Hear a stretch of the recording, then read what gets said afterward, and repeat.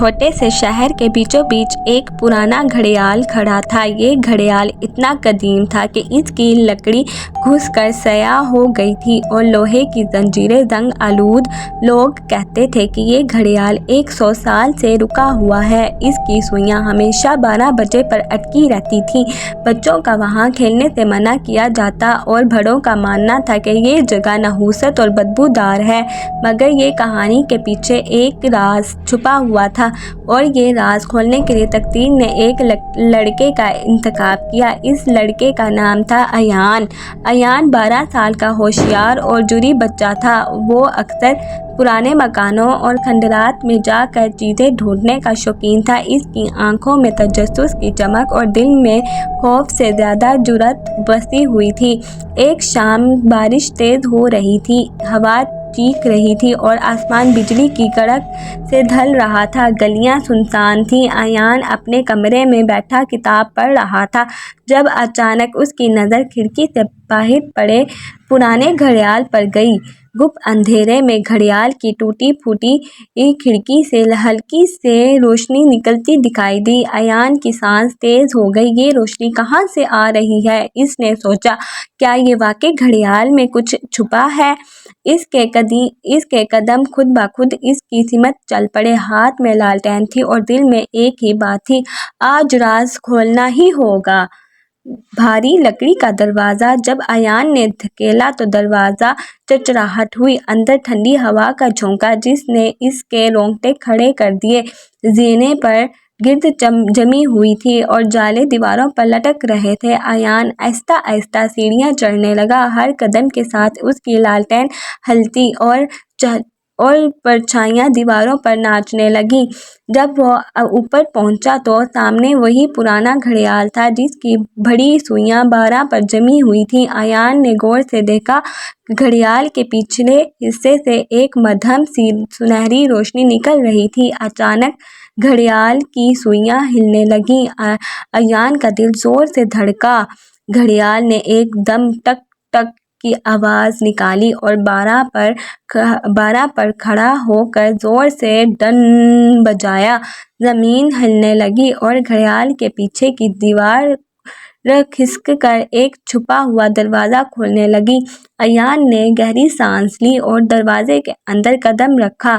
اندر ایک چھوٹا سا کمرہ تھا جس کی دیواریں پتھروں کی بنی ہوئی تھیں۔ درمیان میں ایک لکڑی کا صندوق تھا۔ صندوق پر سنہری نقش و نگار اور عجیب و غریب علامتیں بنی ہوئی تھیں۔ ایان کانپنے لگا اور ڈر کے مارے اندر ایک سنہری چابی اور ایک پرانی کاغذی پرچی رکھی تھی۔ پرچی پر جعلی حروف میں لکھا تھا، وقت ایک دروازہ ہے، اس چابی کو عقل سے استعمال کرنا۔ ایان نے جیسے ہی الفاظ پڑھے، گھڑیال کی سوئیاں 1 بجے پر پہنچ گئیں۔ اچانک زور کی روشنی پھوٹی اور سب کچھ گھومنے لگا۔ ایان نے آنکھیں بند کر لیں۔ جب آنکھیں کھولیں تو منظر بدل چکا تھا۔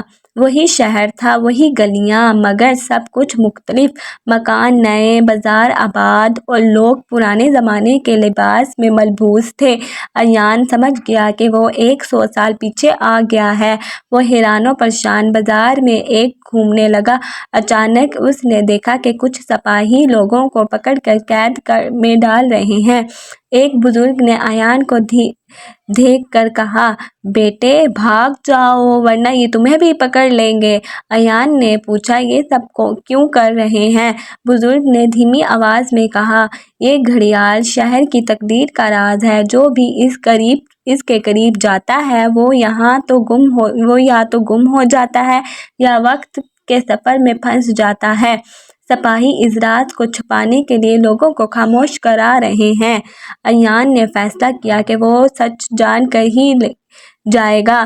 رات کو وہ چپکے سے دوبارہ گھڑیال کے قریب گیا۔ وہاں ایک کالا پوش شخص کھڑا تھا جس کی آنکھیں سرخ انگاروں کی طرح جل رہی تھیں۔ وہ عام طور پر انسان نہیں لگ رہا تھا۔ اس کے ہاتھ میں وہی سنہری چابی تھی جو ایان نے صندوق سے نکالی تھی۔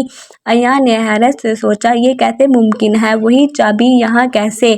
کالا پوش ہنس کر بولا، وقت کے دروازے صرف بہادروں کے لیے نہیں بلکہ ان کے لیے ہیں جو طاقت چاہتے ہیں۔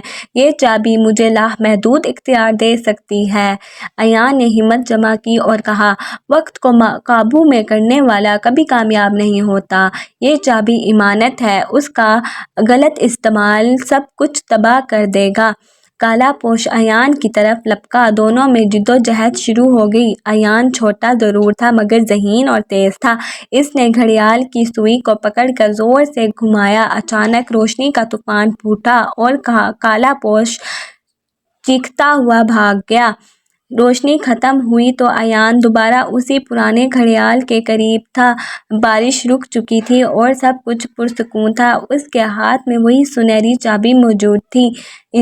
ایان نے فیصلہ کیا کہ وہ چابی دوبارہ صندوق میں رکھ دے گا اور راز کو ہمیشہ کے لیے چھپا دے گا۔ اس نے پرچی واپس رکھی اور صندوق بند کر دیا۔ گھڑیال کی سوئیاں پھر سے 12 پر رک گئیں، جیسے کچھ ہوا ہی نہ ہو۔ ایان باہر نکلا تو دل میں سکون تھا، مگر ایک بات وہ جان چکا تھا، وقت کے راز کبھی مکمل طور پر ختم نہیں ہوتے، وہ بس اگلے مسافر کا انتظار کرتے ہیں۔